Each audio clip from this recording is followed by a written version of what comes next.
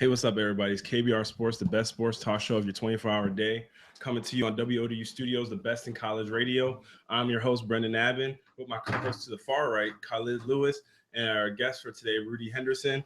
Our other co-host, Rashad Pennell, is going to be a little bit late today, but yeah, how are you guys feeling today? How y'all feeling this morning? Pretty good. I mean, it's about to be warm outside, so can't complain. It's opening day. Feeling great. Opening day, feeling great. Wow. Well, technically, yesterday was opening day. It's because your team didn't play yesterday, huh? Yeah. Essentially. But I mean, calendar-wise, it was opening day. Oh yeah, it was opening day. We had some good games yesterday too, though. Yeah, there were some good games yesterday. And for y'all that don't know, he's talking about opening day. What he's referencing the MLB opening day. You know, the start of the MLB season. America's pastime. But yeah, y'all, and for all those watching, and for those who need to be watching, make sure y'all check us out on Rabble TV and tune into us on Spreaker and also on iTunes, and where you can download the app for Rabble and also Spreaker, and then you can listen to us on your way to work, on your way home from work. You can listen to our podcast and everything on there. Remember, Monday and Wednesdays, 10 a.m. to 11 a.m. And make sure you subscribe to the YouTube channel at KBR Sports and also our Twitter page at KBR_sports, where if you tweet us, we can read your tweets live during the show. And then we can also take your tweets into consideration when we did contemplate what we have for our next topic for the upcoming week. And then, but Hashtag no excuses. but yeah, so when and also for anybody who wants to join in on the debate, y'all, the number to join in is 757-683-4405. All right, so and we had to get Rashad's point. How you feeling today, Rashad? How you feeling? Oh man, here it comes. You heard the sigh? It's a sad day, fellas. Sad day. Why? Sold 2 pair of my shoes, man. So my favorite pair. I saw. But I went to bed last night thinking about my life. Like, did I really make the right decision? Did you make the right? No, decision? I didn't. But it's for a good cause. You said no, you didn't. It's for little brother. What was Malcolm, you are loved. What influenced your decision? Man, give up some J. My bank account influenced the job. Man, since there was $0 in there, man, you hurt. Hey, you gotta go sometimes you hurt. And because I know he wanted them. So except the second pair, I didn't know he wanted those. That kind of threw me by surprise. I'm a little hurt by that. But life goes on. To the second pair? The second pair. He bought 2. Which was the second pair that caught you off? The playoff 8s. So he has those. He has my Toro Bravo 4s. Not at the foes, bro. But I don't want to talk about it anymore. Let's go to sports. Let's go to sports. They look good on. They look good on. His Hey, they ugly on the snap. They're ugly. They don't look good no more. Yeah, they don't. Because they're not mine. Because I'm gonna be upset. They don't have the same appeal to you anymore. No, they do, but I don't want to talk about them because I'm upset. Oh, bro, you can't just forget about the ex once she's gone. we gotta think about her life here. I mean, we gotta. Well, again, you can. No, man, you don't forget about them. It depends on what the ex did. Yeah, man, they treated him well. They They did. Think about it. They showed my man love. They had many people saying, "Oh, I like your shoes." I don't get that no more. that's respect. Malcolm's like, "You better just wear those up tempos, bro." My up tempos got shoestrings about to get cut off. Oh, I mean, Oh wow. creases everywhere, man. They man. skate shoes. That's all. Oh gosh. Man, that's like the busted jump. Hey, pretty much, bro. I don't even think round 2 will buy them off of me, man. That's how bad they are. Round 2 won't buy him off of you. That's rough. That really puts things into perspective. But all right, y'all, to get started on this sports talk. So the topics for today are going to consist of talking about I just had a blank. Oh, the NCAA tournament, March Madness. Well, no longer March actually, but the results of the Final Four and our predictions for the upcoming game today, actually between North Carolina and Villanova. Then the remarks made by Scottie Pippen about that 1995-96 Bulls team playing this Warriors team. We'll get into a little bit of what he had to say about that. And then also MLB opening day, like we were saying earlier. And then also our predictions to go on to play in the World Series. And to round it out, we're going to talk about the Colin Kaepernick trade and how things got stalled up there over a couple $1 million. But to get things started out, y'all, NCAA tournament, man, it's the gift that keeps on giving. But it seems as though we went through that period where everything was hot in the tournament, where every single night we had, it seemed like a game-winning shot. We had an upset. We had some kind of surprise happen. But now it seems like the tournament's gotten to a point where we're kind of just like, man, where's the excitement? Yeah, now you watch the games, you're kind of sitting there like teams get out to double-digit leads, and now it's just pretty much teams holding on to the double-digit leads. And like when we talk about Oklahoma and Villanova, that was two number 2 seeds going up against each other. It's supposed to be Buddy Hield going up against Villanova's defense. They won by the largest margin in national semifinal history. They won 95-51, and it was a thrashing. But then you look at the Syracuse and UNC side of things, it was 66-83. So what did you guys think about the Final Four? How did you guys think this played out? Khalil, we'll start with you. What did you think of it? Man, it was completely different from what I said. I had Oklahoma winning and Syracuse winning too, but you saw how that turned out. Oklahoma got blown back 44 points. Buddy Hield was held down to 8 points, I think. And Villanova just came out to play. It was on it. It was making shots. I think out of the 3 starters, I think they had a combined of 44 points, I think. 45 points or something. But yeah, it was just completely surprising. Syracuse, well, we had faith in Syracuse since they was the underdog. I did, but then they was exposed too. Pick them. Yeah, because you said we. I didn't pick them. I know Rashad did pick them. So yeah, that turned out. It wasn't not good. My predictions weren't good that time. All right, Rudy, what did you think of the Final Four? One word can describe the Final Four, and that's underwhelming. Mm-hmm. Super underwhelming. Oklahoma it's underwhelming if you wanted a good game. I mean, I know you loved it because North Carolina fan over there in the corner. Over there, if you raise your hand, North Carolina fan. Hang over here. It was underwhelming as far as these matchups were hyped up a huge amount. Buddy Hield got held to, like you said, 8 or 9 points, and the rest of the gang didn't really do anything. Villanova just obliterated them. It got sad to a point. Like when you switch from watching a basketball game to watching anything else, like golf or anything else, it got bad. And then I didn't even watch the North Carolina Syracuse game after halftime. You could just tell that Syracuse was overmatched, but it should lead to a great game tonight. All right, Rashad, what did you think of the Final Four? Spectacular. I got to see the most efficient offensive team right now in college basketball with Villanova.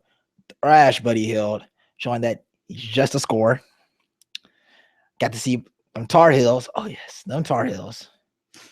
But people doubt it because Syracuse zone is so great. Doubt it. Beat Syracuse. We beat Syracuse. And now we're in the national championship game. Haven't been here for a while. But, when we normally go to the championship game, we win. So I'm liking our odds here. I enjoyed this Final Four. It was actually good seeing just seeing the way Villanova play. People don't think the game was exciting. I enjoyed every bit of it. Just watching how that offense goes, how their defense goes, how many turnovers they get, how much basket transitions, 3-pointers. I mean, dude tried to draw the foul, went into the body, didn't get the foul call, and still hit the 3-pointer. I'm just like, everything goes in for them.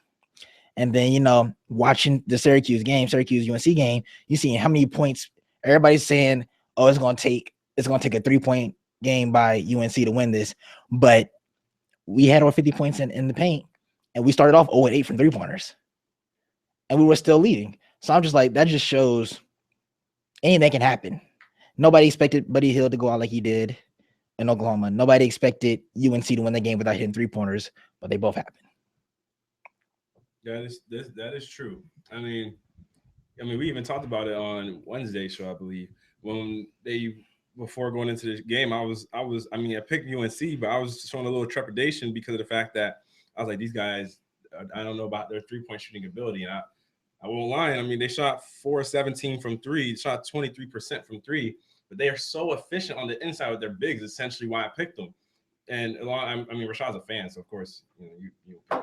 But yeah, and I think there was a point in time it got to a 50-57 game because UNC had a double-digit game throughout most of the game. Then they cut it down to about a 7-point game because Michael Abinadje just scored. And then I remember Marcus Page walks up and just nails a 3. I was like, so where was this the whole game? I was legit just sitting there. I was like, so you waited till this point in time, to this juncture. And then it took them the longest time. I guess it doesn't matter how long it took. At least it wasn't an Oklahoma story, because Oklahoma, it felt as though Villanova hit everything humanly possible that you normally wouldn't hit, and then Oklahoma missed everything they normally would hit. It was honestly a sad story to watch that Oklahoma game, because for somebody that, I mean, you want, even if you pick the other team, even you still wanted to see a good game. And I mean, a 40-something point thrashing, like it was like 44-point thrashing. And you just sitting there, you're just like, man, this is something else. Like, Oklahoma shot 6 of 27 from 3-point range. Villanova shot 71% from the field. Oklahoma shot 31%. They were 19 of 60 from the field. And then Buddy shot 4 of 12. He had 9 points. It was just a struggle. None of them could get it going. It seemed like the whole time. Jordan Woodard was 3 of 10. Isaiah Cousins was 3 of 14. They were all just struggling. So all those 3-point looks that Oklahoma's used to hitting and having keep them in the games wasn't dropping for them. So it was just weird to see how off one team was, and then how everything like that play you said, the guy trying to get the contact on a 3-point shot, pretty much turned away, fade away, shot it, and it went in. I was just like, it's your night. Yeah, it's your night. Like when you're shooting like that, nobody can do anything to stop you. I mean, that's just, you're just on fleek from all angles. And like, what's impressive about that game is, before going into the game, they're talking about team shooting percentage at that arena is awful in the tournament, and it showed for Oklahoma. It showed it affected them, but Villanova just, I mean, you're shooting 58% throughout the whole tournament. That's unreal. Yeah, man. You're shooting 70. You're close to breaking the all-time record for shooting percentage in the game. Yeah. So it's unheard of. Like, you have those nights. I mean, they've been having it all tournament, but yeah, that marksmanship was wrong. It was just wrong. But who you guys gonna predict to win now, to win the championship now at this point? I don't feel like I need to go to you, Rashad. I mean, yeah, I don't feel like look at the face. What if I said Villanova? I mean, Rudy, are you all right? Get things started. Yeah, Rudy, say make your pick first. I think it's gonna be a great game, honestly. I think it's gonna be very fast, because North Carolina's transition offense is ridiculous, and Villanova also gets out there and runs. They have great guards. I want to lean towards North Carolina, but some things have to happen. I need the Real Markets page to show up. He's been absent for a few games this season. He shows up occasionally, but I'm gonna need him for an entire game. I'm gonna need who I think is North Carolina's MVP for the season, Bryce Johnson, to have a big game, because the guy has been the most consistent player on their team, in my opinion. Everything he does it with 110% effort, puts it all out there on the floor, and I think the bigs of North Carolina will power them through to a win against Villanova. It's going to be a close game. I'm going to go in the range of like a 75-72 sort of game. North Carolina. All right, Colin. I'll give it up to Villanova. They just showed Saturday that they can play so well against very good teams and great star players. I feel like if they focus on those main key players on the other team, then they'll definitely hold down their shooting like they did with Buddy Hield, and keep them at a point where they can take the game over them. And I'd say about 80-72 around that area. Okay. All right, Rashad. Got UNC winning. Oh, what a surprise! Got UNC winning. This man, Bryce Johnson, for the past 4 to 5 games, is averaging 20 and 10. Those are Shaq numbers. It's exceptional. Sensational. Yeah, sensational. Joel Berry's been playing great. Theo Pinson has been great coming off the bench. Probably the best bench player in this tournament. Justin Jackson stepped up. Kennedy Meeks is doing he's a good complement player to Bryce Johnson. His size in the post, which that's two dominant big men down there that is going to be trouble for Villanova to stop. Because from what I've seen from their game, it's literally their big man is a rebounding machine. Basically, that's all he basically is. He's a hustle player. He's a Reggie Evans, technically a taller Reggie Evans. I'm looking at it like you said. Marcus Page do have to show up, but at the same time, the way Joel Berry and Nate Britt and Theo Pinson's playing, he necessarily doesn't have to show up. There's a lot of things people say UNC needs to do, but they always show there's something else they can work on and improve better. And as long as you got someone who's averaging 20 and 10, and no one's slowing him down, it's not even like he's killing people with moves. He's hitting them with putbacks, fast break dunks, hustle, and mid-range jump shots. It's not like he had to worry about someone like back against the basket, hook shots and nothing like that, because he can get his points regardless. Yeah. Same thing with Kenny Meeks. A lot of his points come from tip-ins, offensive rebounds, one of the best offensive rebound teams in the country. Villanova is the most efficient team right now in the tournament, but UNC is not far behind with about 54, 52% in the tournament. So it's going to be interesting. All right, I'm going to pick UNC to win because of the fact that I feel as though even though Villanova's defense has been stout this tournament, they've been locking up the competition. Then, of course, Naismith Player of the Year, Buddy Hield, you just locked him up. You held him to 9 points. Boy was averaging 25, and tournament he's averaging 28. And you locked him up, held him to 9 points, even though I feel as though he wasn't entirely as aggressive as he could have been. But he was missing some of the shots he normally hits. But, still give credit to Villanova. And then they're shooting so efficiently. But I feel as though UNC is just one of those teams that's just complete all around. But as Rudy said, to beat a team like Villanova, I feel like you need a complete game from your whole team.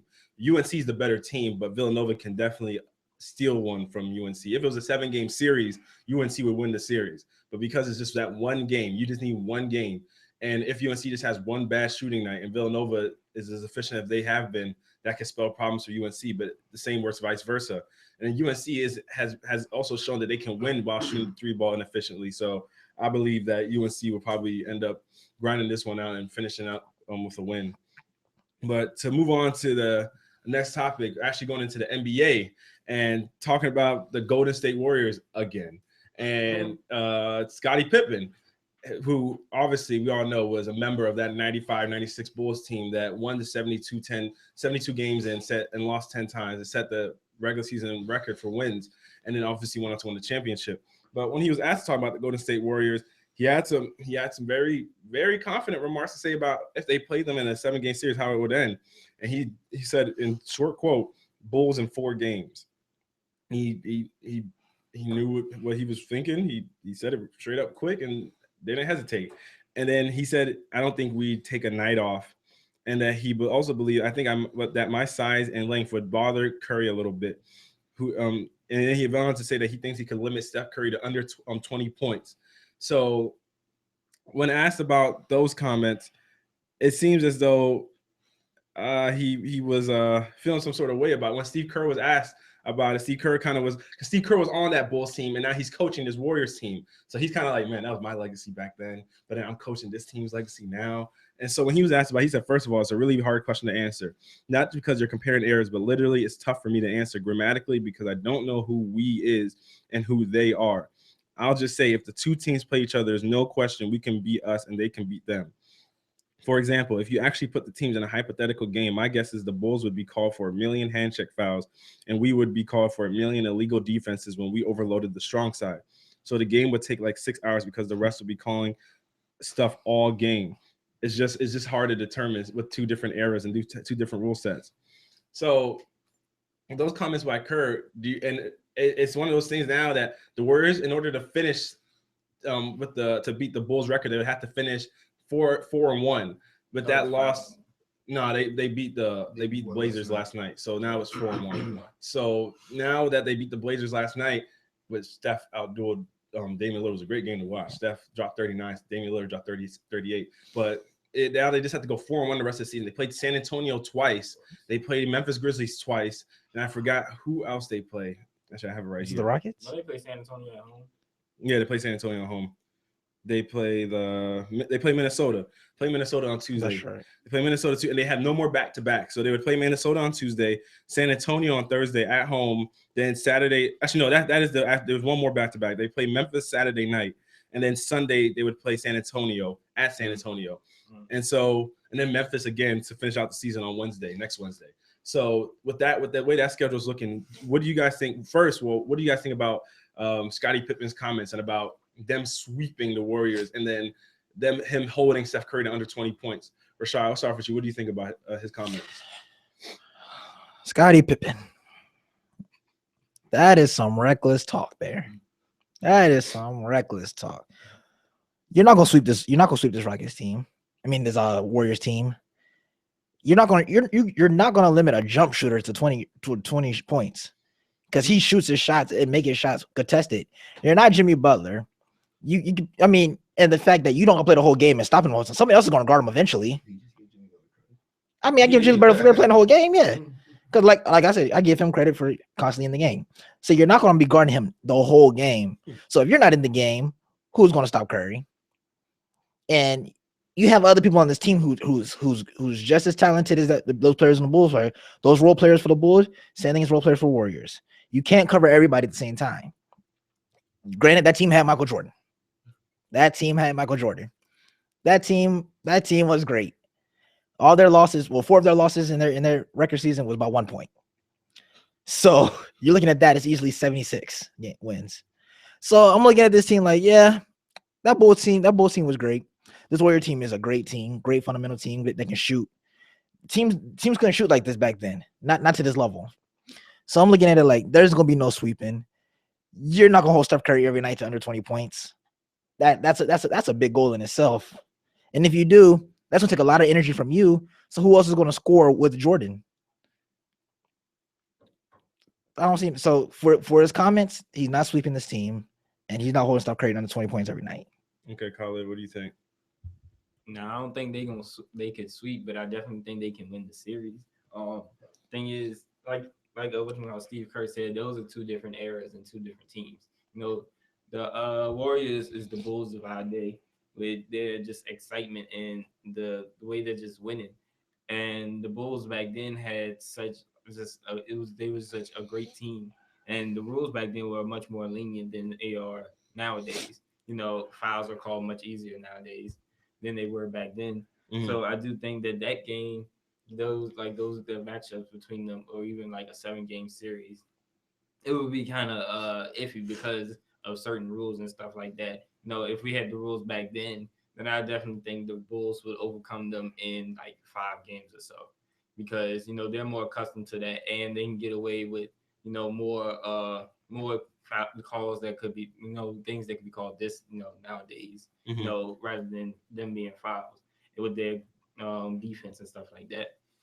But then nowadays with it being more more strict, that it wouldn't really work out for them that much. So if it was the rules these days, I can see them going on to a game 7, with Steph Curry's amazing shooting and with the whole team just being a great shooting team, and them being with their small ball type of play, mm-hmm. and going against bigger teams, bigger and taller teams. They know how to score efficiently and still get everybody to be a part of the team. So I do think that they may have a couple of advantages over the Bulls because they play accustomed to them, but the Bulls are just more aggressive and they're much more resilient. Okay, let me get to Rudy. Rudy, what do you think? I want to find out who Scottie Pippen's supplier is, because whoever it is, he's a great drug man. They would not sweep this team. I just don't see it happening whatsoever. The Warriors have too many weapons and are too deep to be swept by anyone, really. Mm-hmm. Period. Great confidence. You got to have confidence in your team and what your team did back in the day. But no, you would not sweep this team. You would not hold Steph to under 20 points on a consistent average throughout the entire series. There's one thing for length and whatnot. Like he said, my length would bother him. There's another thing for quickness. Fast doesn't lie. And Steph's gonna run past you every time. He's gonna run past you. He's gonna bring you back, and you're gonna be looking like Kawhi Leonard out there going in circles. Tell me why I was thinking about that, though. Exactly. Tell me why I was thinking about that. So when you put a bigger defender on Steph, no matter how great of a defender he is, Steph is going to be quicker than him and have more agility than that guy. So no, he would not hold him under 20 points throughout the series. No, they would not sweep them. I'm in line with Khalid to say they could win the series, but they would not sweep them. Yeah, the sweep thing is what kills me. But here's one little interesting thing to me, because, excuse me, are we talking in lines with the rules of this NBA, like this current NBA, or the rules that they play with back then? That's the thing that changes it. I don't think that changes it that much, because these players learn how to play with these rules, but put Draymond Green back in that time period. let him be physical like Dennis Rodman and stuff was physical back then. Mhm. I mean, Andrew Bogut, he's not that person, but Mhm. put Draymond Green in that time, and then I mean, it doesn't the rules doesn't really affect Steph Curry or Klay Thompson because of how great of outside shooters they are, and because I mean, you can look at someone like a Larry Bird and stuff like that, Mhm. but. Yeah, like you said, like going to the basket, they're gonna get cleaned. Yeah. But think about it. Don't you think if they know that's gonna happen, there'd be a lot more floaters from Steph Curry more so than scoop layups instead of getting that close? You know what I'm saying? Because you back then you know what you can and can't do. Jordan, like he can't go in there for a sweet layup. He got to go up there and rise up on people because he's gonna get cleaned if you don't. Patrick Ewing's always there waiting for you. You know what I'm saying? He ain't moving for nothing. So that's when you have players like this who develop the floater now, who can use that. And so since they're such great outside shooters, you can hand check them, but at the same time, if you're still touching them, if you're still hand checking them while they shoot the ball, they're gonna get a foul call. So I don't feel like the errors play an advantage to certain teams, but at the same time, I feel like the errors would affect the Bulls playing in this era more than it would affect the Warriors playing in their era. Because the reason why the error thing, it's interesting because I just looked up the series when Steph and them played the Cleveland Cavaliers, and Steph was held on to 20 just for one game in that 6-game series, and then one game he was held to 22. But I mean, and that's Matthew Dellavedova and the rest of the team checking him. But it's a weird thing for me because a lot of the case that these old players make for how they would guard Stephen Curry back in the day, they would guard him full length of the court. They would because back then you can grab guys a lot more than you could now when they're coming off screen. They say they would just wear Steph Curry down. And while I don't believe that they would sweep them, but I do believe the rules affect how each like Steve Kerr said, the fact that you can run they would probably get called for all these illegal defenses because they play the Bulls a certain way rather than just playing them straight up man. So see, I have a question. I don't understand this illegal defense thing. Because think about zones, all these different zones and stuff. So they'd be like, wait a minute, you can't do that. Something like that in a sense. I guess so. Because teams, because he basically ran pretty much man everywhere. So all the zones and stuff they run, they get called for legal defense. But I mean, that's no. That's essentially, I guess, what he's talking about because.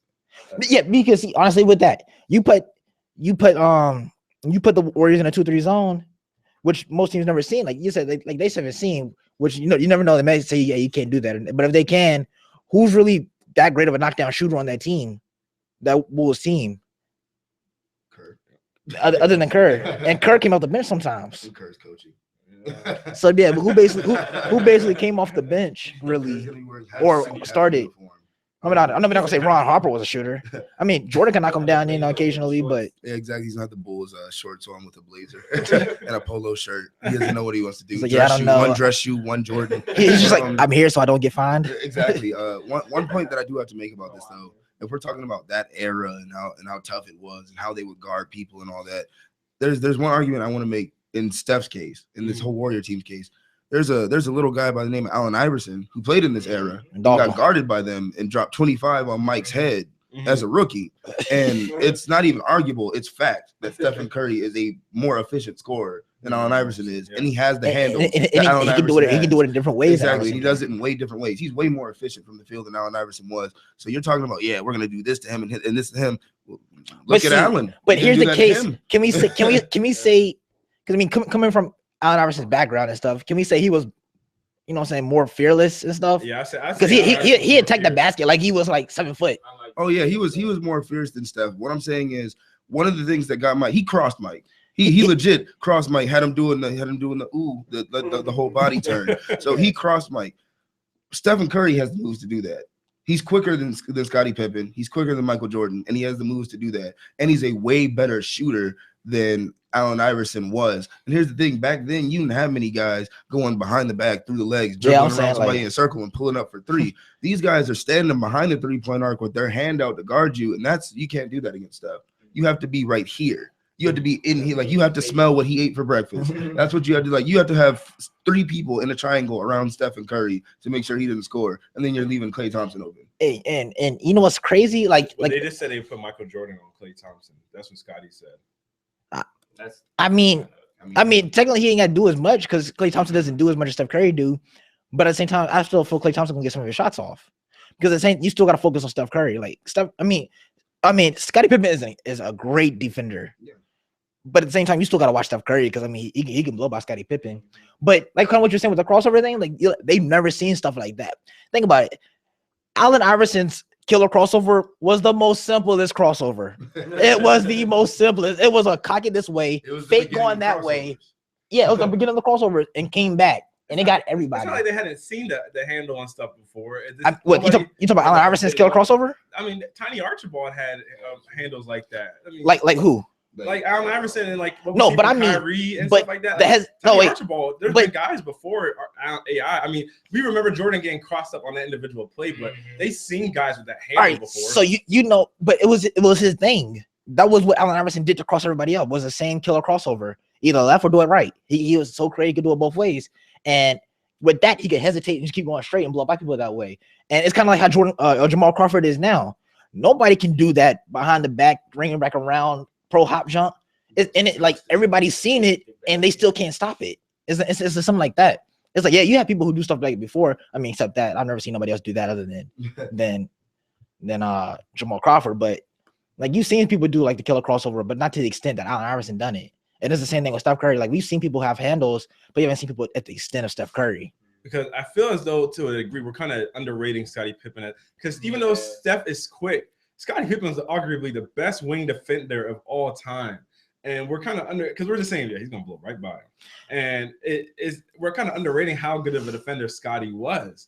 Like Scottie was a great defender. But do you think they was in the same conditioning they are now, like the players are now?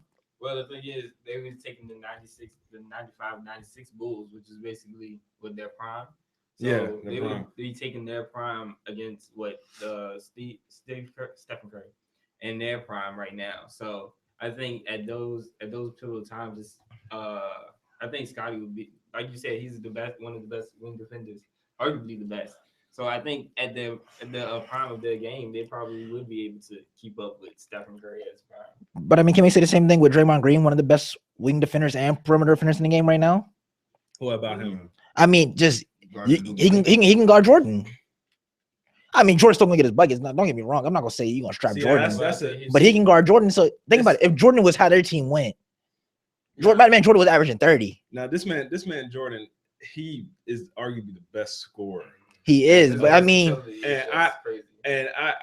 I see that's the thing, because I mean I don't think we're debating whether they would win or not here. We're debating. Are we debating where Scottie Pippen can hold this man to under 20? Is that what we're debating right now? For the entire series. Yeah, because that's the thing.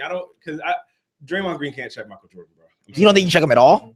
He could. I mean, he's somebody in front of him. This man went up against Scottie Pippen every day in practice. You're right, but at the same time, Michael Jordan is something different, bro. He was something different. But I mean, we've seen Draymond Green check the best of who it is right now. And just like you say, I'm sure Draymond Green goes against Steph Curry in practice. And that's a tall task in itself. You're right. But guarding Stephen Curry and guarding Michael Jordan is two entirely different beasts. It is, but two entirely different. And we saw what LeBron James did to them. I've seen LeBron James in check too by Draymond Green. He had 6 games to check LeBron. LeBron averaged over 35 points. He averaged over 35 against the whole team. He was by himself. He averaged over 35 points against the whole team. Now imagine Michael Jordan. LeBron's bigger and more athletic than Michael, but Michael's a better scorer by far. Travels a lot too. Come on. You said LeBron. But this is how I feel about it. I mean, he averaged 30, but a lot of those defenders he went against aren't as. And I would bet that Michael would most likely be guarded by Klay Thompson as opposed to Draymond Green. You're right.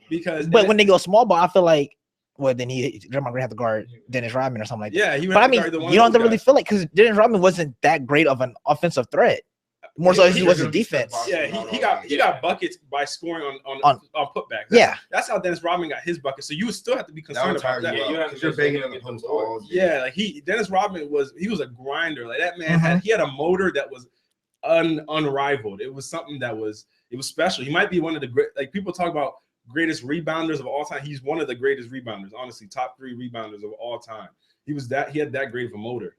And it's weird because because I don't know when you look at the matchups of it, Steph would get guarded by either Ron Harper, Steve Kerr, his own coach, and then or no, Scottie said he would guard him actually.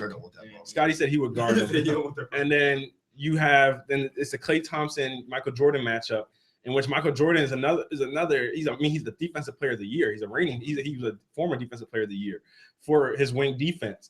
And then not to say Klay's a scrub on defense. Klay can guard the best one, but I've even seen Klay guard Kobe, and this is Kobe in his 30s. But I mean, Kobe in his 30s was still cooking. And exactly. And you're telling me you're giving me a Michael Jordan in his prime. Can I ask a question? Go ahead.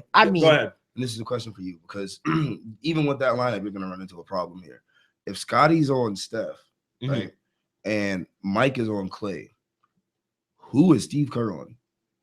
Did you just take it? Or did you just take him out the lineup? Because if you put him on Draymond, that's. I saw. If he guards Harrison Barnes, that's probably his best option. But I mean, I saw one thing they did that a lot of teams have done with Draymond. They've kind of relegated Draymond to being a lesser threat.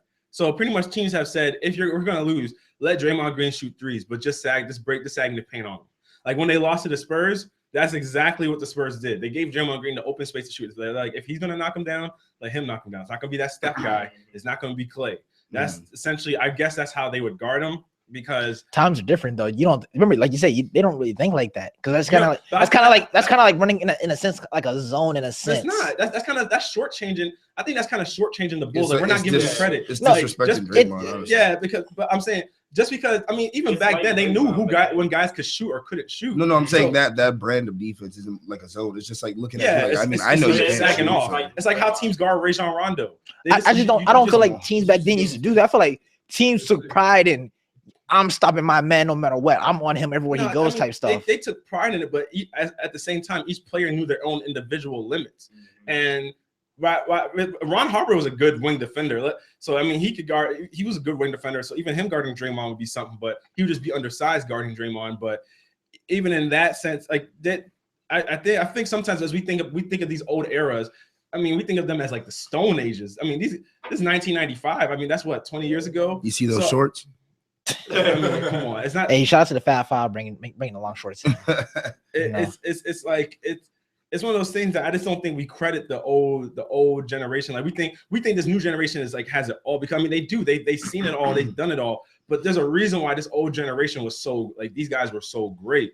Yeah, and they're going down. They've been down in history for so many years. I have a solution to this problem. Get both starting fives together. Warriors aren't allowed to take threes. Make them play right now.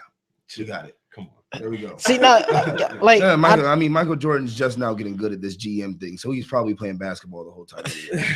I don't want to feel like I'm discrediting the Bulls, because I mean that Bulls is the record holder right now. They're a dynasty, but at the same time, we can't discredit the Warriors because they're dynasty forming right now. No, we can't discredit the Warriors. Like we're sitting making so many cases why how the Bulls are so good, but we also got to look at how the Warriors are. Yeah, but so good at what they do as well. You just made those cases. Yeah, no, but I'm saying I just want everybody to see, like, I'm not trying to discredit them. I'm just trying to, trying to support the case for both sides as well. Like you do have the, saying how great Scottie Pippen, Ron Harper, and Jordan was at wing defender, which is what the Warriors is the best at, is their wing play. But at the same time, they have stuff that can get cause trouble for the Bulls. Because I mean, the Bulls were beatable as well. We can't sit here and say they was unbeatable. I mean, they were 6-0 in the finals and stuff like that. Never went to a game 7 and stuff like that. That is. Where you going, yo? Never went to. I'm just saying, like, never went to a game 7 and all. But just because they went to a game 7, mean they've been to game 6s. So I'm saying the team, they're beatable. You know what I mean? But they never lost in the finals. I mean, they haven't. The Warriors haven't either. But you're right. So the Warriors. But I mean, the Warriors won. LeBron. Yeah, they played LeBron, and that was it. Which right now, what everybody was talking. Well, he's not the same LeBron he was back then. But no, we can sit here and say everybody was trying to compare LeBron to Jordan at one point. So LeBron was basically our Jordan. So after this, like, Kobe, you're done. I don't know. I mean, that's you can't say here and say. I mean, I don't agree with it, but Brendan, I think Kobe drew more Michael Jordan comparisons than LeBron. But I mean, I think Kobe drew him. Analysts used to be quick to say he's the next LeBron. Well, he's the next Jordan. Coming out of high school, even when he was calling himself the chosen one. Yeah, even then. In his first 7 years in Cleveland, they were like, well, Jordan. They were comparing his career to Jordan, but then I feel as though, especially once Kobe won the 5th championship, because Kobe's always been the one that garnered the I feel like the question, because you can't really compare LeBron and Jordan's play styles because they're not the same. But you compare Kobe's and Jordan. Yeah, so Kobe always has drawn more comparisons to Jordan than LeBron. I feel like people just compare LeBron to Jordan in the sense of where their careers were at this point. Like after the 7 years in Cleveland, people were like, well, LeBron doesn't have a ring. Jordan didn't have a ring in his first 7 years either. Then the next year he lost to Dallas, and then they were like, well, Jordan didn't lose. Jordan won. Yeah, Jordan won that ring. So that kind of. I don't think LeBron has exactly. I think people have more so kind of been like, okay, look, you're not that guy, you're not him, but we can compare you to Magic, and we can compare you to Scottie, and we can compare you to guys like that. Whereas they will compare like a pure Kobe kind of guy to Jordan. I mean, Kobe is the embodiment of this era's Michael Jordan. To the 5 rings, the scoring championships, all that, the competitive will, all that is this. Because I think that's one thing that people have also scaled off for LeBron. They're like, well, we don't see that fire in you as much as we see in Kobe and Michael. But I do understand what you're saying, because people will be quick to make the case for. Because I mean, we've even been on the show before. We made the Warriors case, but then a lot of people will make the case for the Bulls. Yeah, but I think we're making the case for the Bulls because are we going to pick the Warriors to win the series? No. Exactly. No one said that. And that's the thing. That's the reason why we're making the case for the Bulls, because nobody's going to pick the Warriors to win a 7-game series against the Bulls. I would pick it. I feel like that could be the team that gives them an actual run for. I mean, look at this. Like nobody, like you said, nobody in that era really gave the Bulls a run for their money. Well, back in that, they're in the dynasty age. Like you said, Jordan took a while to win, but after he started winning, nobody really gave him any worries. And I feel like the Warriors could be that team. I think that'd be their first finals game 7. So you would pick the Warriors to beat the Bulls? I have to see how the first game goes. You can't you can't give me this. You gotta just tell me, would you pick the Warriors to beat the Bulls? We can't talk about how the game. Would you pick the Warriors to beat the Bulls? Because I mean, yes, I would, because just the way they shoot is you can't no matter where you put them at, like you can't change the way a team shoots. When a whole team can shoot, you can't really change that, and that's why the Celtics were so successful too. You just can't stop shooters at the points. And I don't until I see the Bulls can oh snap, they really just strap shooters who create their own shot. Then but as of right now, like speculation, I can kind of see the Warriors can win this game in a game 7. It's just, what do you gentlemen think? I think that the Bulls will probably win. I do think it will go 7. I think the Warriors would be the first team to take them to a 7. I think the Bulls would win. Just because the teams are great, both of the teams are great. Well, one team has Mike. Yeah, and I mean he's not going. He's hungry. That's the thing. Like you have the best player of all time on your team, so it's hard for me to say that they would lose. But both teams are great in their own right. And I actually wanted to ask the question because it was asked earlier, but I don't think any of us answered. Do any of us here think that the Warriors are going to beat that record with that schedule that they have left? Oh yeah, never did. Well, Colin, who do you think is going to win first? Definitely the Bulls. I agree because I said earlier they would go to a game 7. They would definitely give them a run for their money. But like Rudy said, one team has Michael Jordan on it. Yeah, which is the best player of all time. So just his amazing scoring ability, his versatility, and his aggression on defense it just makes him a whole thing, just a whole force to be reckoned with. And for the Warriors team, to be going up against that, it's just. I do think that the Bulls would just beat them. They would beat them in that end. Before you say something, Brendan, it all depends how the Warriors finish the season. If they finish 73 wins, Warriors, because they got home court advantage. They got home court advantage. Well, I would have to pick the Bulls. So I'm a lone man here. I just don't think anybody could check this man, Michael Jordan. And while the Warriors are great, there is something to be said about guys, because Cleveland took these guys to 6 games. And now this isn't the same Warriors team, but we saw the greatness of one player. He took role players to the finals, bench players, and took them 6 games. Like, there really are bench players. I'm dead serious. And he took them to 6 games. And even like in Cleveland, it wasn't like they ran some sophisticated zone or anything. They D'd up their man. They trapped Stephen Curry coming off a screen. Then Matthew Dellavedova did his job and guarded Steph. And I feel as though these are the Bulls have the strong, 2 of the biggest competitors in NBA history, and Michael Jordan and Scott. And these guys prided themselves on not letting their man score. So I mean, you could talk about hand checking and all that, but even regardless of hand checking, these guys can still defend. It's not like they're just whole time you're not going nowhere, and they're just holding your hand. Where there. you going? Yeah, like they took pride in their defense. Like they take pride in it. Like we talk about Kawhi Leonard, how good a defender he is. Remember Scottie Pippen from back then, man. You want to talk about length and all that? Boy could defend, and Mike is just Mike. I mean, we're looking over the rest of the team, like guys like Horace Grant and the rest of them dudes, Dennis Rodman. I mean, these are also guys who are also great players. So, and that size right there, that it's not like that this Warriors team is going to walk into a team that the big men didn't do anything. I mean, you want to talk about Draymond Green, there's another guy on the other side that has the same motor. So I feel as though that would definitely give them a run for them. And the Warriors would test them because of their shooting ability. But I just feel as though at some point when it comes to end of the game, I feel like it'll come down to a lot of end of the game situations. And my odds of getting this guy to score, of getting Michael to score, and in turn of getting Steph to score, to me, would be the difference in the game. Because Michael don't need no pick. He don't need no pick, but Steph Curry don't need a pick either. You're right. But if you're telling me Steph don't need a pick over Scottie's outstretched hand, I'll take Michael going to the basket. We've seen that. We've seen that on Anthony Davis for a game winner or overtime. No, we have seen it. We have seen it. But I'm saying in a consistent series, you want to keep taking that shot. I'll take Michael going to the basket. That's what I'll take. I'll take. Like I said, I'll take the layup over the 3-point shot. And it just happens because I know it's going to be contested. With no pick, Scottie's going to be all over that, man. It's not like these things where these guys are watching him dribble up the court. Scottie will be all over that, man. So I just take that. But that's just my personal preference. As far as the 73 games go, honestly, it depends if San Antonio rests their guys. That's what it comes down to me. If San Antonio's like, you know what? You're not breaking no record on us. We refuse. Not today. We're the last hope. We're the last line of defense.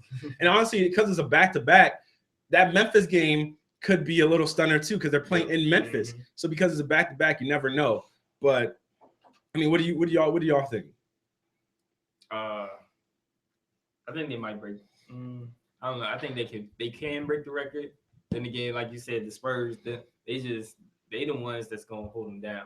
And then them playing the Spurs and then Memphis right after that is definitely that's gonna like wear them out. So I can see them winning if they can overcome Memphis in that first game.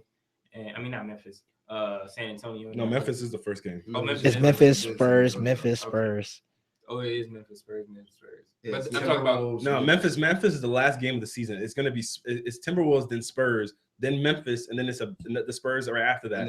Then it's Memphis again. And they play the Spurs and Memphis for like the last 2 games in in Golden State.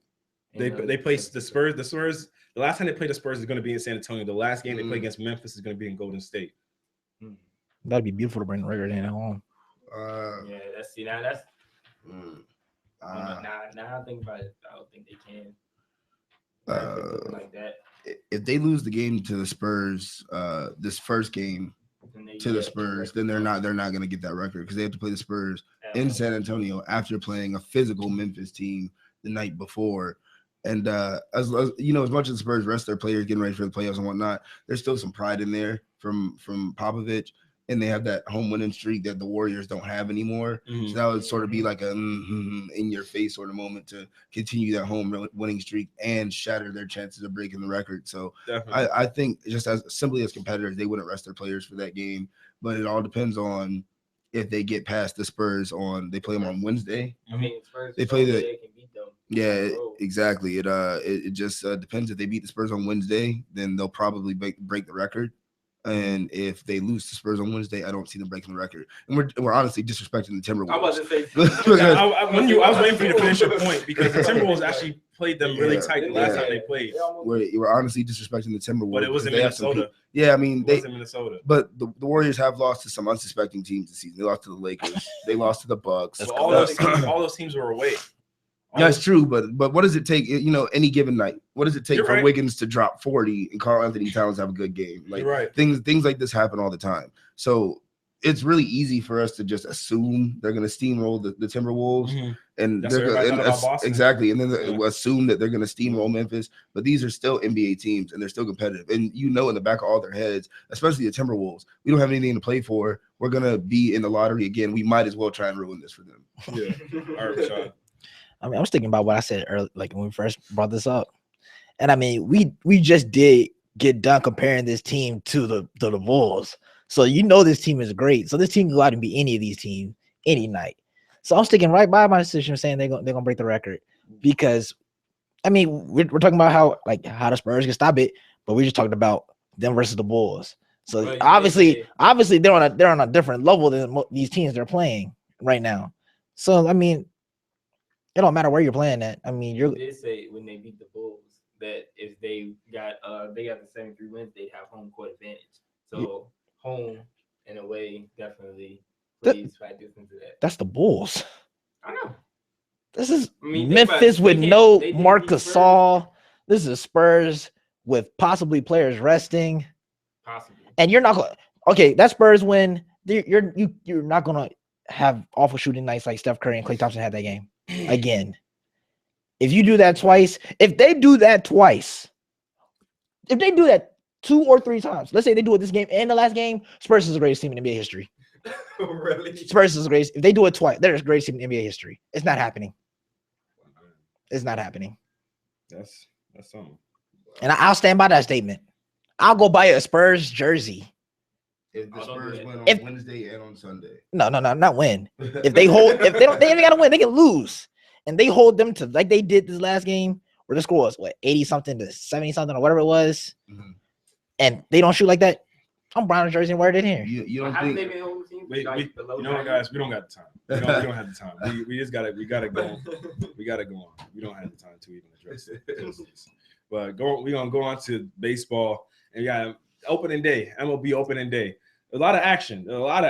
I mean, even the defending champions were in action this yesterday, and it was a lot of the whole slate of games. The Cardinals played the Pirates, where the Pirates came out to win 4-1. The Cubs played the Angels, the Angels came out and won 6-4. Oh, it was. Oh, yeah. You're right. And the Blue Jays and the Rays was the late night game. Actually, no, that was the earlier game, which was 5-3. And then the Mets and the Royals played last night, which was 4-3.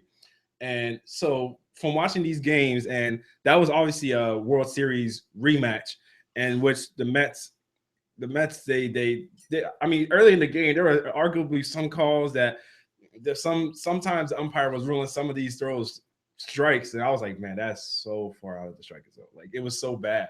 So, but all in all, Kansas City came and did their thing.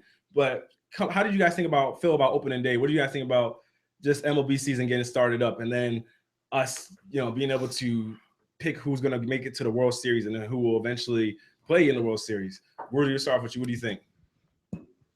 Little known fact, actually, pretty big baseball fan here, so I was very excited. Yeah, we watched the game together. Yeah, I was very excited about opening day. I think we got. We got what we expected. The Pirates are one of those teams that are on the cusp. They're like right on the edge. Like you could get a wild card spot. You could contend. It just depends on how McCutchen and the rest of those guys play throughout the season. And we got to win from them. We got the Royals going up against the Mets, World Series rematch, and it went basically like the World Series went. The defense and the pitching of the Royals is superb. And they had the Mets in situations 3 times in the game in 3 separate innings where they left 2 guys stranded on base. Mm-hmm. And the Mets weren't even able to score until the 8th inning, where they were able to drop a couple out in left field and get some guys on base. And then there was some suspect play from Cespedes in the first inning. He had that error, dropped the ball, then sort of lackadaisically picked it up, dropped it again, threw it, which caused the Royals to score that 1 run that they ended up winning by 1 run. Yeah. They won 5-4. And then Cespedes was the one who got struck out at the very end of the game. Yeah. So even though that was one of the better moves of the offseason was the Mets re-signing Cespedes, he did not have that great of an opening day game. But again, there's like 162 baseball games. Yeah. So the first game doesn't mean all that much. But I think it was a pretty entertaining day of baseball. I'm more excited for tonight. Got a quadruple header on ESPN with who I personally think is the best team in baseball playing. But we'll get to that in a second. Yeah. All right, Colin. What do you think about opening day? Well, I'm not really too much into baseball, and I didn't get to see any of the games, but I definitely heard that it was, like y'all said, it was an exciting game. It's exciting games. Pirates were beating the Cardinals. Like you said, that's something they do. They coming through clean. They looking good. Big game I heard. This is the Mets and the Royals. There's just the depth in their rosters and how well these teams play. I think they have a whole lot of potential going throughout the whole season, and they both look like very good and clean teams. Right now, I can't make any predictions about the World Series and which favorites because it is just the first game, it is the opening day. Now I would like to see some of the games today, but the championship game is tonight, the NCAA tournament, so you might have to peep that myself. All right, Rashad, what do you think about opening day? Opening day was kind of what you expect from opening day. Basically, everybody got to see the game they wanted to see, and you're looking at these teams, and you're like, "Is how's it gonna turn out?" So you're watching. We can mainly go to the Royals and Mets game. You're watching it like we want to see who's more hungry coming into this season. Is it the championship hangover? Or is it the team that wants it more? What is it? So you see that game. That's basically the headline of the day for opening day. That's turned into basically what opening day used to be like for the Yankees and the Red Sox. That's what you wanted to see. I'm not gonna say the rivalries like that, but that's what you wanted to see, and that's what you came to get. You got a good game, like you said. The air plays a part. It's just you just like you said. You just gotta wait to see what teams can come, because it's all about your pitching play. It's all about healthiness. It's all about staying healthy throughout the season and everything like that. So early in the opening day, opening day is more so isn't exciting, but you want to watch what goes on throughout the whole season. Okay. Well, I think opening day was a good continuation from last season. I feel as though, because just because this was legit the championship series, and we saw a lot of what we saw in the championship. And we saw the Kansas City doing their thing early in the game, getting hits and everything.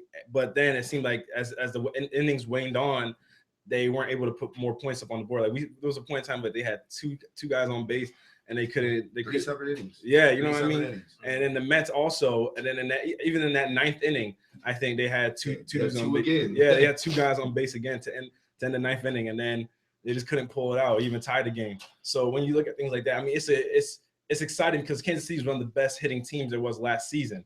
But as far as opening, I think it's a good, because there were two possible World Series teams. 3 or 4 World Series possible teams playing on opening day. So I feel as though we got a little precursor to what we could see, as the season may go on. Granted, it is the first game, like Khaled was saying, it is the first game, but we did get a little bit of a preview. So as far as World Series predictions go, me personally, I think this might make Rudy happy because I know your squad, but I feel like the Blue Jays and the Cubs can make it. Can't sleep on the Cubs. Yeah, the Blue Jays and the Cubs, or the Nationals can make it to the World Series.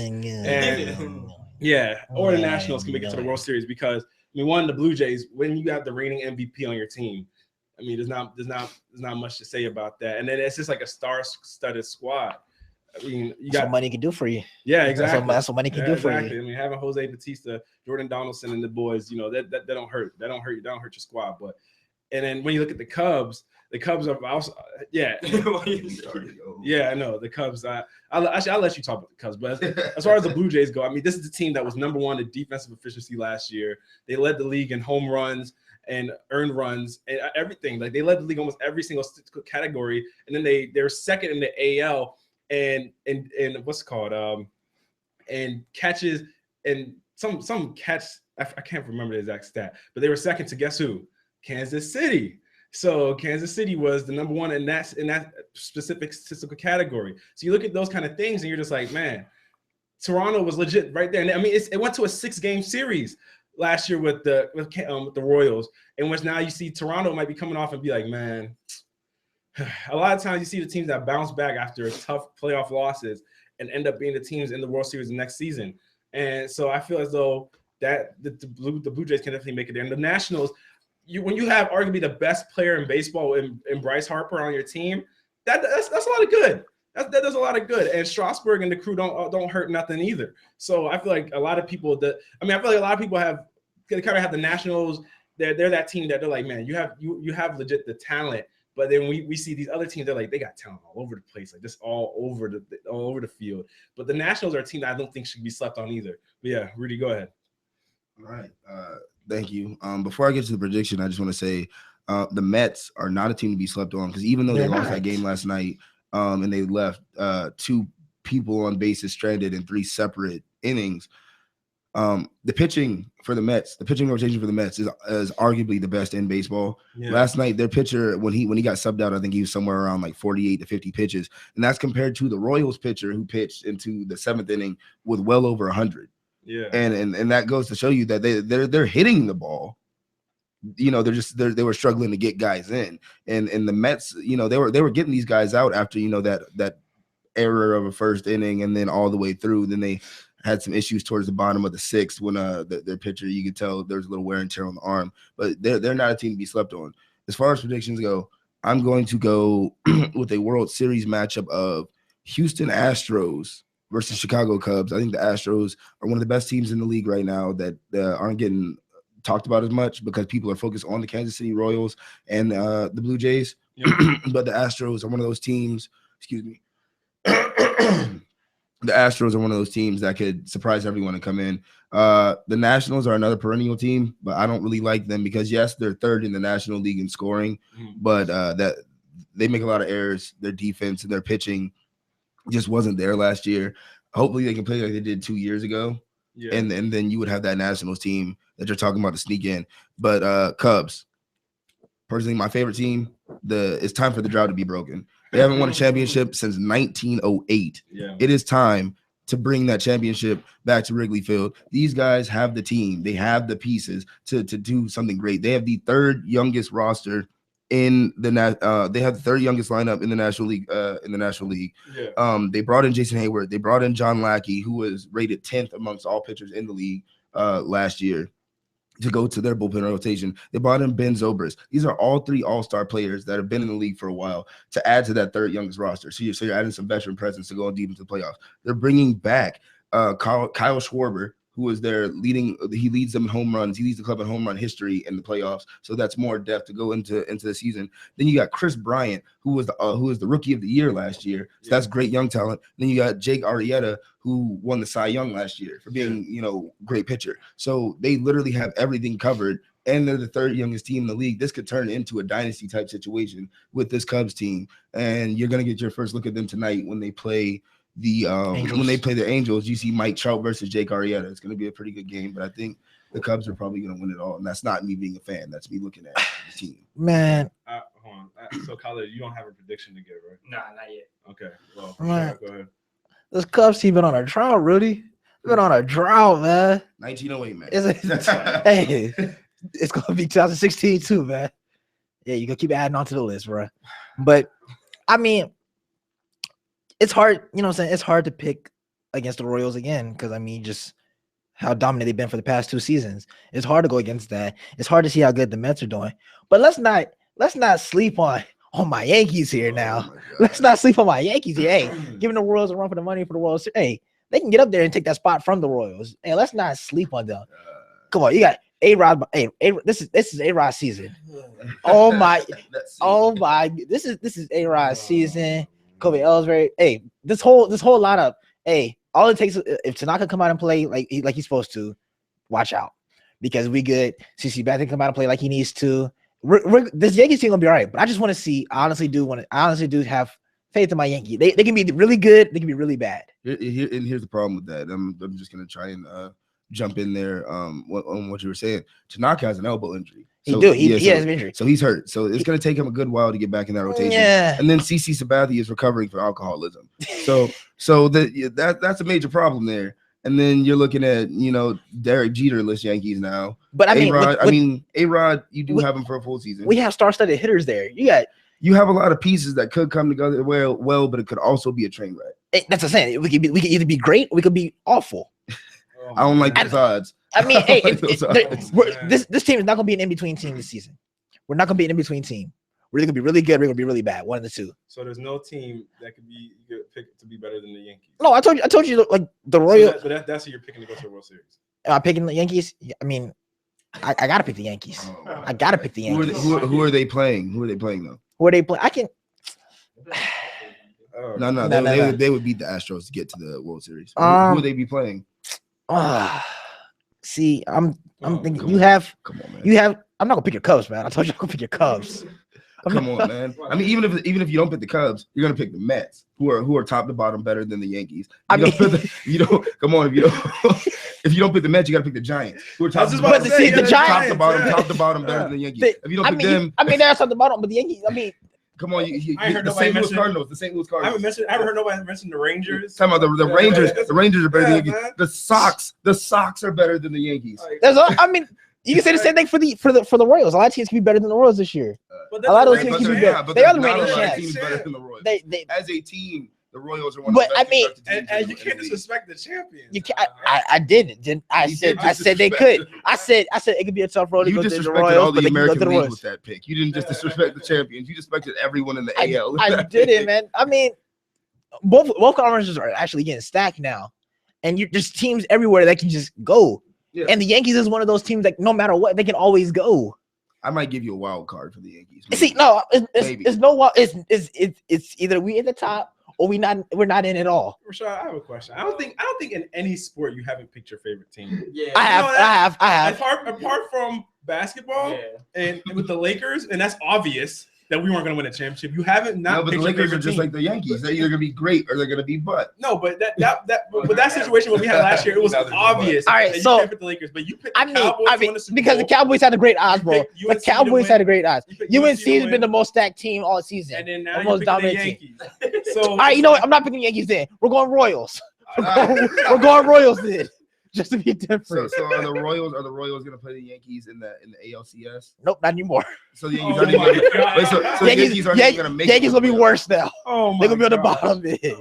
But don't sleep on them. But I do want to see. I have found a newfound love for the Dodgers. So I do kind of want to see Clayton Kershaw have a good season. And Yasiel, my man Yasiel Puig. That's my squad. Funny enough. Those injuries. I mean, it's honestly the reason I like the Dodgers is because Puig. I love Clayton Kershaw as a pitcher. I love what he can do. Clayton Kershaw, and I mean, I like everybody knows I like Los Angeles teams, so I mean, I like the Dodgers. But then I also like the Nats. I like the Nats just because of the fact that they're our home. Ain't our home team. We ain't from Washington. We're from Virginia. I live right by Washington. You still in Virginia? We in Virginia. That pitching. I live right by. We in Virginia. We ain't got no teams out here, man. I think we got a minor league team. Hey, we got plenty of those. Hey, tune in to Old Dominion baseball. Supposed to be pretty good. Oh yeah, we actually playing. I think we're playing UVA tonight. Is again for a back to back. Hey, we won 4 games straight. This will be going for 5th. Hey, that's it. UVA? Huh? It beat UVA every time we play them. Wow. Let's go for 5 in a row today. Make sure I go out and check that game. UVA go to championship last year? Y'all just know how to roam. Y'all just know how to talking about baseball. Hey, still talking about baseball. We got last time I checked, the topic said MLB opening day and World Series predictions. Because there's some potential MLB players on this Old Dominion team. And yeah, when the day comes for their time, we'll talk about them. Today ain't the day. Anyways, moving on to the next topic. We have a hater here. No, because we have a time manager here. So going on to the next topic. Fitzpatrick. What? Alex Smith. Don't disrespect the quarterback. Let's go, Kerry Collins. Anyways, going into the NFL. Colin Kaepernick and the Denver Broncos and the San Francisco 49ers feel like they've been in the news throughout most of the weekend because of this trade that's been stalled over $4.9 million. And apparently what the situation is the fact that Colin Kaepernick was guaranteed $11.9 million this season. The Broncos said they're willing to pay $7 million of that money. And then now the Broncos don't want to pay the rest of the $4.9 million. And Colin Kaepernick doesn't want to drop it from his salary. But the San Francisco 49ers don't want to pay it either because they believe, why are we going to pay for a guy that we could potentially – why are we going to pay for that if we still want him on our roster? So it's one of those things that now they're looking at it, and Colin Kaepernick doesn't want to take the pay cut. So either way, the trade has been stalled now. So what do you guys think about the trade talks being stalled and who's more to blame for it being stalled? Rudy, we'll start with you. What do you think? I could care less. Honestly, I honestly do not care. We're talking about a trade for a garbage quarterback. Like he's say garbage. He say bad. No. We're gonna get into this. We have personally looked up these stats, and his accuracy is horrible. He can't hit the broadside of a barn. He could be standing over the hole in golf and couldn't drop the ball in. He can't make a layup. He's not accurate. He's not accurate. Let him finish. He's not accurate. The offense would technically not really fit him the way that they want him to. You know what they need to spend the $4.9 million on is finding a quarterback coach to teach him how to be accurate because he's not very good at that. I don't really care about this trade because they put themselves in a situation. Both teams put themselves in a situation. You got Chip Kelly. He doesn't sort of wants him there, but he sort of doesn't. You're linked to the quarterbacks in the draft. Denver, you're too far back to get a quarterback in the draft, and you didn't want to pay RG3, and you don't want to pay Ryan Fitzpatrick. So now you're sort of stuck with this third option in Colin Kaepernick. It's just a cluster of bad decisions and stupid stuff going on in this situation. I don't like this from any angle for any team. I don't see how a Colin Kaepernick trade makes the 49ers or the Broncos better. You're literally going from Peyton Manning and Brock Osweiler to a guy who is way less efficient than either of them and who you have to tailor an offense for. And the 49ers, you get rid of Colin Kaepernick and you're stuck with Blaine Gabbert. No slight on him because he played better than Colin Kaepernick did. But now you're in a position where you're number 7. You're probably gonna have to give up something to get above teams that are trying to get above you to get a quarterback. So in all of this, I don't see who wins. The 49ers are gonna give up a quarterback. They give up draft picks to get a quarterback. The Broncos are gonna be giving up a lot of money and probably a pick to get a quarterback that's not that good. So this $4.9 million thing, he doesn't even deserve the $4.9 million. He's not that good. So I don't understand what the big hoopla is about it. Someone please just find out how to get this guy his money from like a bank loan or something and get this out of the news. This isn't worth being this isn't worth being on my team stream. This isn't worth being on my ESPN alerts. Please get this guy out. My man got a perfect credit score to get a $4.9 million loan. Kale, go ahead. I'm gonna address the second question yet first, which who's more at fault for this is definitely Colin Kaepernick himself, because he's being very stingy about this money. Like Rudy said, for him to be trying to he's trying to get that 4.9 million or whatever is kind of a big testament for somebody who hasn't been playing good like over the past 2 seasons. Now I'm gonna show you his some of his stats against Mark Sanchez, who's the other QB for the Broncos. So his completion percentage is 60%, while Mark Sanchez is 64.3. This is over the last 2 seasons? Yeah, over the last 2 seasons. Okay. Yards per attempt is 6.9 versus Mark Sanchez is 7.6. Touchdown and interception. Touchdown. Colin Kaepernick actually win over Mark Sanchez with 25 touchdowns and 15 interceptions against Mark Sanchez's 18 touchdowns and 15 interceptions. But his total QBR is 56.3, while Mark Sanchez is 55.1. So either way, you have both trash quarterbacks, basically. And for you to be demanding so much more money to play on the Broncos team when they just won the Super Bowl, that's a big testament for somebody who's not that good. And he just got to get over this, because the 49ers don't want him anymore, and they've been trying to move him, but he just don't want to leave because of the money. I think he needs to suck it up, take that pay cut, and just try and play on a team where he can get better. Okay, Rashad, go ahead. This is how I feel about it. Colin Kaepernick, you're greedy. You have no spot to play yet. You're gonna be a bench player in San Francisco. You want money. I'd rather have Brian Colquitt, their punter, play quarterback for the Broncos, because he has some tutelage under Peyton Manning. Because as a punter, you gotta be able to throw the ball in from straight plays. So he knows how to play quarterback because he got Peyton Manning. My money, I save that money, put him at quarterback, because we already know how Mark Sanchez is now. He ain't no quarterback now. He ain't no quarterback out here now. But you know what I'm saying? So I'm looking at this like you're making the wrong decision, Colin Kaepernick. You're trying to be Steve Nash. You want money when nobody wants you to play. You're going. Lakers did want him, and he saw what happened. He just kept taking money. So he's gonna take his $11 million and be a bench player. So I hope that makes him happy, because he's gonna sit there for the rest of his career and not play nowhere. But if that's his decision, that's his decision. Like Rudy said, no one cares, because the Broncos if they get Colin Kaepernick, they can go from first to worst. If they stay with Mark Sanchez, they may finish second or third. In that division, it's very possible, because the Oakland Raiders are nothing to be slept on, and neither are the Chiefs. Pretty much. You see what I'm saying? And the 49ers, you got Chip Kelly. So I mean, there's no hope for you already. I already know a 49ers fan who said if Chip Kelly, the day before Chip Kelly came, he said, if Chip Kelly comes, I'm changing teams. I said, come be a Jaguar fan with me. He texted me the next day and said, I think I'm coming on board. That's what Chip Kelly does to your team. See, I don't know who I blame more for this, because honestly, I wouldn't want to lose $4.9 million neither. That's a lot of money to lose. I'll lose 4.9 for Tom Brady. But here's the, even if I'm Colin Kaepernick, I wouldn't want to lose my money. I'd want my money. I mean, you know what I'm saying? That's $4.9 million. Yeah, but that was guaranteed in my contract. Y'all known this throughout the whole time. You're not. It's not like you're asking me to restructure it and move it to some other point in my contract. You're asking me to take a legit pay cut, and so that's $4 million gone. It's a lot of money, and these are billion-dollar organizations that we're talking about, the Broncos and the 49ers, and if you really want this guy that bad on either side, or if you're the 49ers, I understand the 49ers perspective of it, because if you want him gone, I mean, they really don't want him to go. They would rather keep him, but they're essentially, this whole trade is being forced because of the relationship that's been broken between the two teams. But I understand their perspective, because we're not going to pay for him. You know what I mean? We're not going to pay for him to leave. And then the Denver Broncos perspective of it, I guess, is that, I mean, we're not going to pay that much. Yeah, we're not going to pay that much for this guy.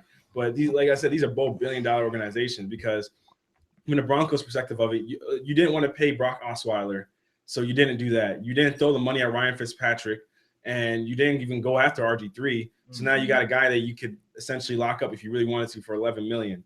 And this dude did play in the Super Bowl before. He has made it to the postseason and everything before. Just like your other quarterback, but Mark Sanchez never played in the Super Bowl. But it's one of those things. If you really want a guy that bad, I mean, you pay the money to get him. It's the extra $4 million. But 4.9 million. You're right. 4.9. And that's a lot of money for one player to give up. Also, for they got the Von Miller contract coming up. They do see that 4.9. Yeah, it's a lot of money, but at the same time, you're a quarterback that's going from one of the worst teams in the NFL to one of the best. That's the Super Bowl champion. You got to know how to take pay cuts for that situation. See, but here's the thing, though. If that team really, because you're also a quarterback that either way, you're going to have a team to play on next season. But you're more likely going to ride the bench on the 49ers. This is what it's looking like right now. You can earn your spot. I mean, Chip Kelly, everybody's talking about Chip Kelly would suit Colin Kaepernick better than any other team he would go to. Colin Kaepernick has the assets to be the quarterback Chip Kelly wanted in Philadelphia, essentially.